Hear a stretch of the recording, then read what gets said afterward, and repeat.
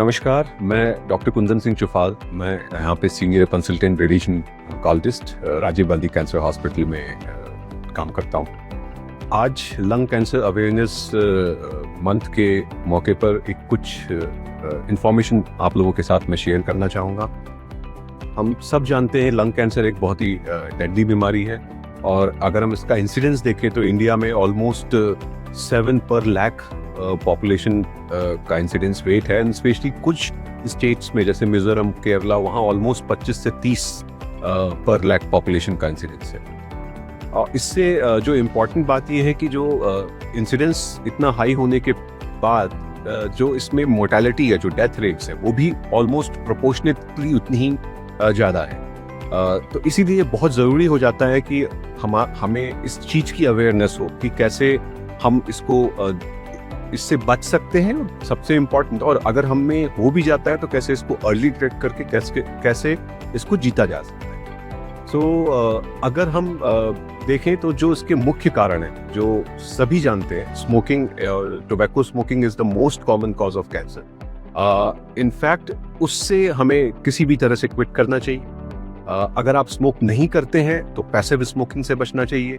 किसी भी तरह के पॉल्यूशन, जैसे कि आजकल हम देख रहे हैं पॉल्यूशन के लेवल्स इतने हाई हैं, उन पॉल्यूशन से बचना चाहिए। इनफैक्ट आप मास्क लगा के बाहर निकलिए, और घर में किसी भी तरह की स्मेल, कोई नया फर्नीचर आया है उसमें स्मेल, बहुत और भी तरीके के एक्सपोजर्स होते हैं, पार्टिकल एक्सपोजर्स, एक रेडॉन एक्सपोजर होता है। तो ये सारी चीज़ें हैं जो कि कैंसर के लिए रिस्क बढ़ाती है किसी भी इंसान को। इनसे हमें बचना चाहिए। दूसरा, अगर कैंसर डिटेक्ट हो भी जाता है तो हमें कुछ महत्वपूर्ण इंपॉर्टेंट सिम्टम्स हैं, इंपॉर्टेंट साइंस है जो हमें देखने चाहिए। अगर एक कॉफ है जो परसिस्टेंट है, जो ठीक नहीं हो रहा, या आपके खांसी में किसी भी तरह का बलगम के साथ ब्लड मिक्स होके आ रहा है, और वेट लॉस है बहुत ज़्यादा, अगर ऐसे कोई भी साइंस एंड सिम्टम्स हैं तो आपने तुरंत अपने डॉक्टर या पल्मोनोलॉजिस्ट को एक बार मिलना चाहिए और हमें उसको फर्दर इन्वेस्टिगेट करना चाहिए।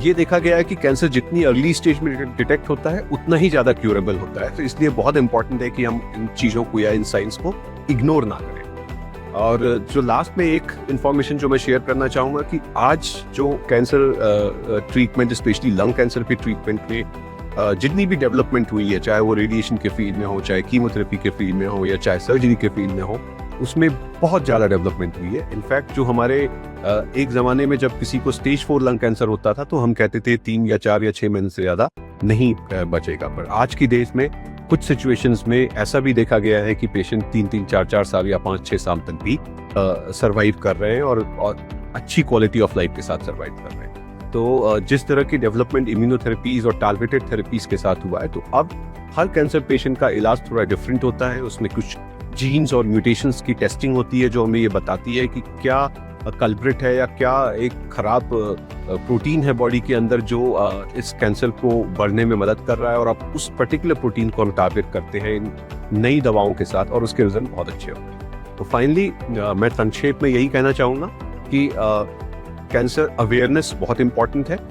हमें स्मोकिंग सबसे बड़ा कल्प्रिट है, इससे बचना चाहिए, और पैसिव स्मोकिंग से बचना चाहिए अगर आप स्मोकिंग नहीं करते हैं।